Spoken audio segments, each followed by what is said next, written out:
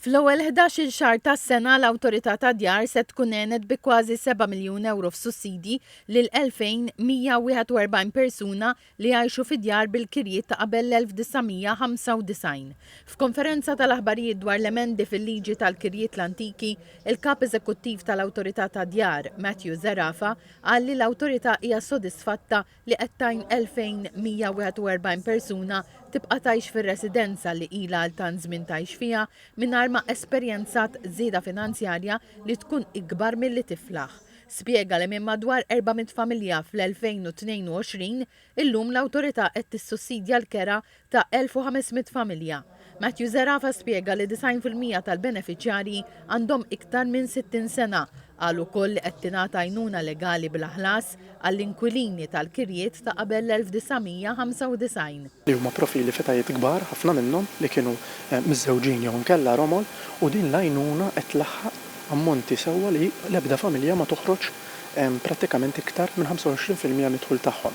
Fil-każijiet tal-pensjonanti, kull żieda qed toħroġha l-Awtorità tad-Djar sa massimu l-benefiċċju jlaħħaq anke il-massimu ta' 10,000. Permezz ta' dawn il-profili mbagħad qegħdin naraw iktar dik it-trend ta' fejn dawn il-familji għandhom bżonn iktar aġġustament tal-għajnuniet jew inkella hemm titjib f'dik l-għajnuna li aħna noffru.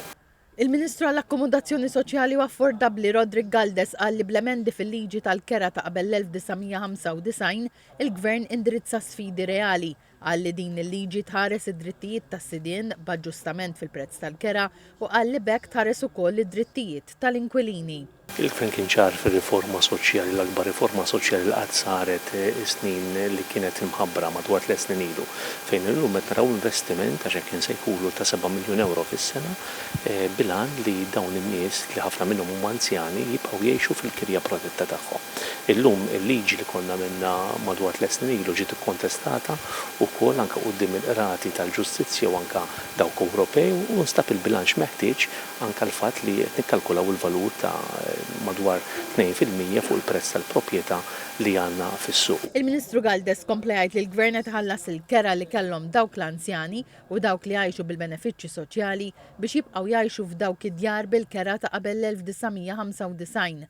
Qal li matul is-sena li għaddiet l-Awtorità tad-Djar offrit 694 appuntament legali bl-aħlas lil dawn l-inkwilini u matul din is-sena l-ammont diġà tela għal 584 appuntament legali. Il-Ministru Galdes tem jgħid li dawn l-emendi u l-għajnuna li l-Istat joffri għal dawn il-kirjiet ta' qabel l-1995 joffru serħan tal-moħħ li jkompli jissarraf fi kwalità ta' ħajja għolja lil poplu.